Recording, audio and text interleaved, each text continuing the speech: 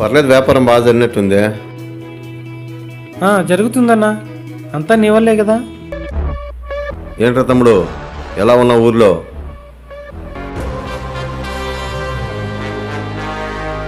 నేను బాగుంటాను, ఎందుకంటే అందరితో కలిసి ఉంటాను కాబట్టి. ఏంట్రా గదిపతున్నా నన్ను ఎక్కువ చేస్తున్నావు, 4 కోస్తా. హే హే, ఈ పక్క కుక్కలు ఎక్కువైనాయి. ఏయ్, ఏంట్రా రోజు రోజు నీకు ఎక్కువైపోతుంది?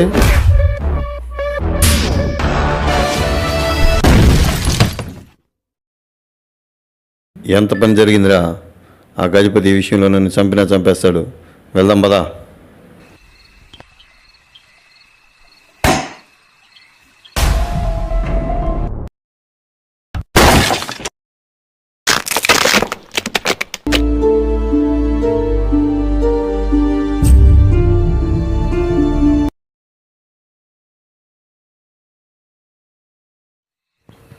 ఏంటన్నా ఏముంది అందులో?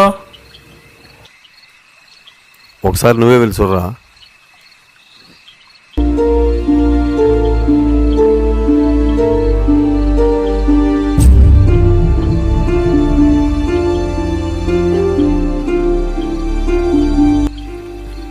అన్నా ఎంత బంగారం, లోపలికి ఒక గుహ ఉందన్నా. ఆ బంగారాన్ని చూసి ఇప్పుడు బంగారంలా లేదు, పూర్వకాలం నాటి నగలు నాణ్యాల్లో ఉన్నాయి. నువ్వు త్వరగా వెళ్ళి దీన్ని పాల్గొట్టడానికి గుళ్ళు ఏదైనా దొరుకుతుందేమో చూడు.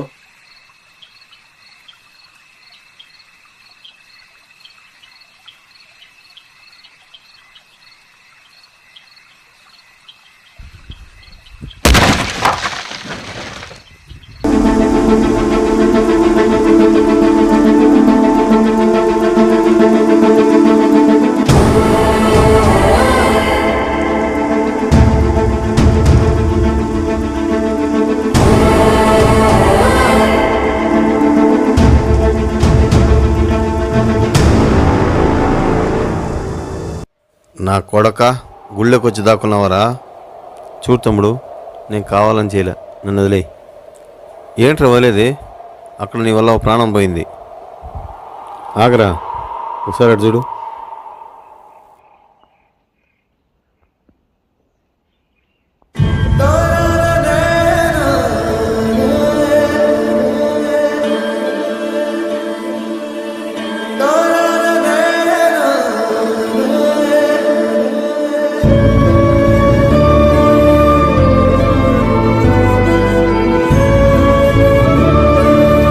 రేయ్, ముందుకొచ్చావంటే వాడిని చంపేస్తా. వద్దురా, నా మేనాలను ఏం చేయొద్దు. అంటే అన్నా అప్పుడే వీని తీసుకురావడానికి వెళ్ళావా? అవునరా, వాడికి మత్తిచ్చి పడుకోబెట్టడానికి అంత టైం అయింది. సరే, నువ్వు పగలగొట్టు, మనం ఈ బంగారం తీసుకుని వెళ్ళిపోదాం. బంగారమా? బంగారం ఏంటిరా? అవును గజపతి, బంగారమే. ఎంత ఉందో తెలుసా? దాన్ని తీసుకుని వెళ్ళిపోతాం. అది చాలు మాకు, కాసేపు అలానే ఉండు. ఆ బంగారం తీసుకుని మేము వెళ్ళిపోతాం. వద్దురా, అది ఈనాటి బంగారం కాదు. నా జోలికి వచ్చినా పర్లేదు, ఈ గుడి జోలికి ఆ బంగారం జోలికి వెళ్ళొద్దనరా. ఒకప్పటి కాలం నుంచి చెప్తున్నారా, ఈ గుళ్ళు ఏవో శక్తులు ఉన్నాయి, అవి బయటకు వచ్చాయంటే ఎవరిని వదిలిపెట్టవు. నువ్వేంట్రా వాడు చెప్పే పురాణాలన్నీ వింటున్నావు? వెళ్ళి పగలగొట్టా.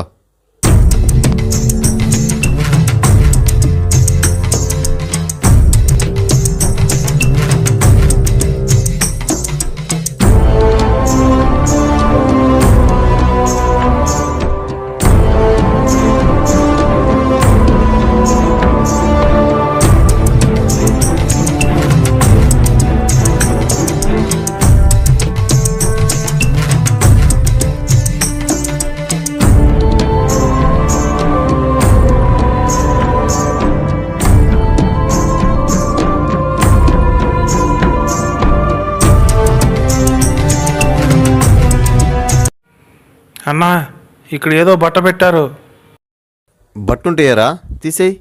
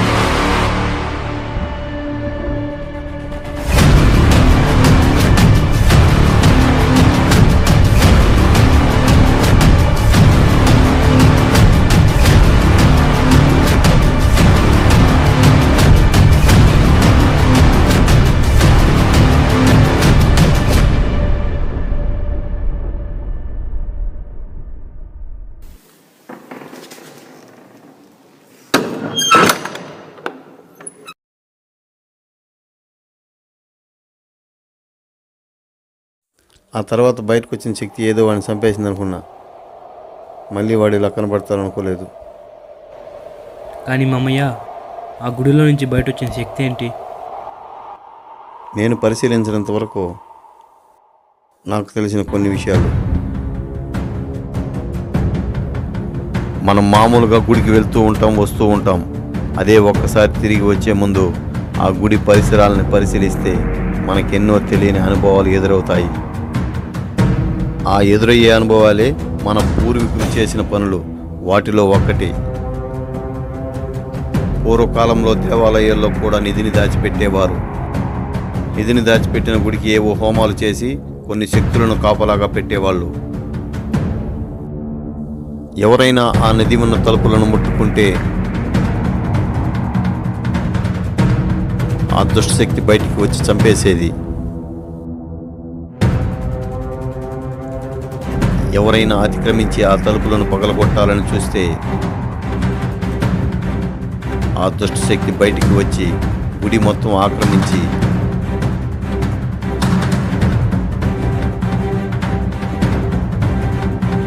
ఆ గుడి తలుపులను ముట్టుకున్న వారిని కూడా చంపేస్తుంది.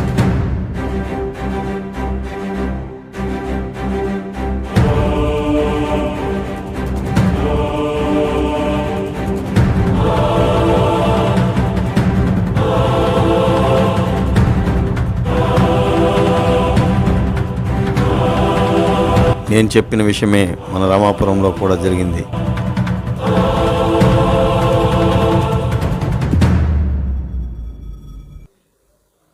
ఎప్పుడైతే నిధి కోసం వాడు ఆ గోడను పగలగొట్టాడో అప్పుడే అందులో నుంచి ఏదో ఒక శక్తి బయటకు వచ్చి తలుపులు ముట్టుకున్న వారిని కూడా చంపేస్తుంది. అంటే అప్పుడు నేను ముట్టుకున్నప్పుడు వచ్చింది అదే అన్నమాట.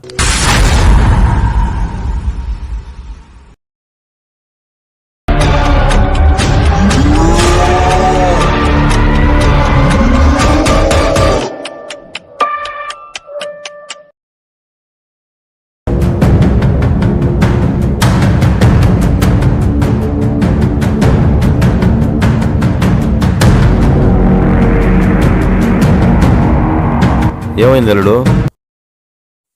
కానీ మామయ్య, ఆ గుడి తలుపులు తెరుచుకోవడానికి పరిష్కారం ఏంటి? ఇన్ని సంవత్సరాలుగా నాకు అర్థం కాని ప్రశ్న అదే అల్లుడు. చాలామందిని అడిగాను. మన ఊరోళ్ళు అయితే ఆ గుడి గురించి అసలు ఎవరు ముందుకు రాలేదు.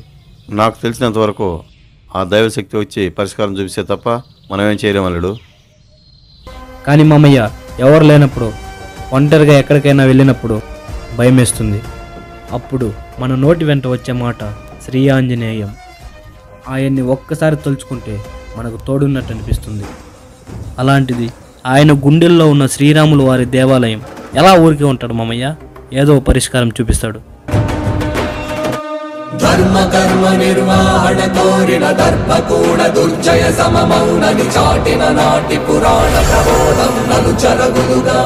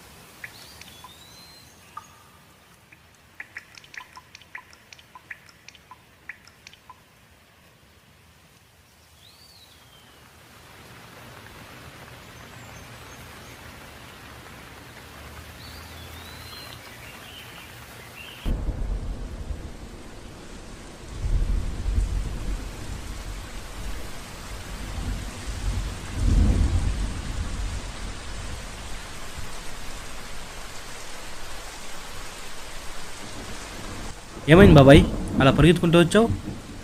అసలు ఎక్కడికి వెళ్ళారా మీరు? ఇంటి దగ్గరికి ఎన్నిసార్లు వచ్చానని తెలుసా మీకు? ఏమైంది రఘు? రాత్రి నువ్వు ఆ గుడి దగ్గరికి వెళ్తున్నావని నేను వెళ్ళాను గజపతి. కానీ అక్కడికి వెళ్ళాక తెలిసింది నువ్వు కాదు నరేంద్ర అనేసి. నరేంద్రనా?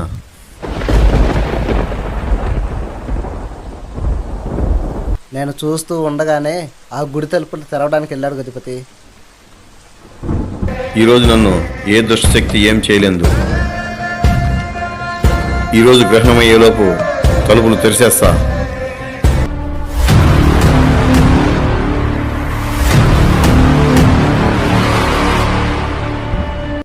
ఏదో ఒక శక్తి నల్లటి రూపంలో నేను చూస్తుండగానే నరేంద్ర శరీరంలోకి వెళ్ళిపోయింది గజపతి.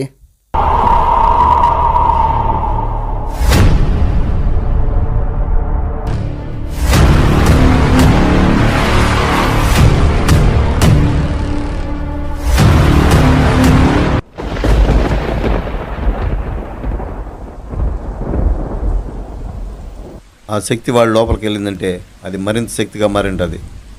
అది అందరికీ సాధ్యం కాదు. వాడు వెళ్ళిన సమయం అటువంటిది.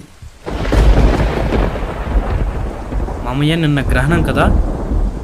అవునల్లుడు, అంటే వాడు నిన్న వెళ్ళిన సమయం అదే. ఇదేంటి మామయ్య ఇలా జరిగింది? మరి ఇప్పుడు ఎలా? ఒక శక్తి బలమైనదిగా ఏర్పడిందంటే దానికి ఒక వ్యతిరేక శక్తి కూడా ఈ పాటికే ఏర్పడి ఉంటుంది అల్లుడు. చూద్దాం ఇప్పుడేం జరుగుతుందో. సరే, సమయం అయింది, ఇంటికెళ్ళు, ఉదయం మాడదాం. సరే గజపతి.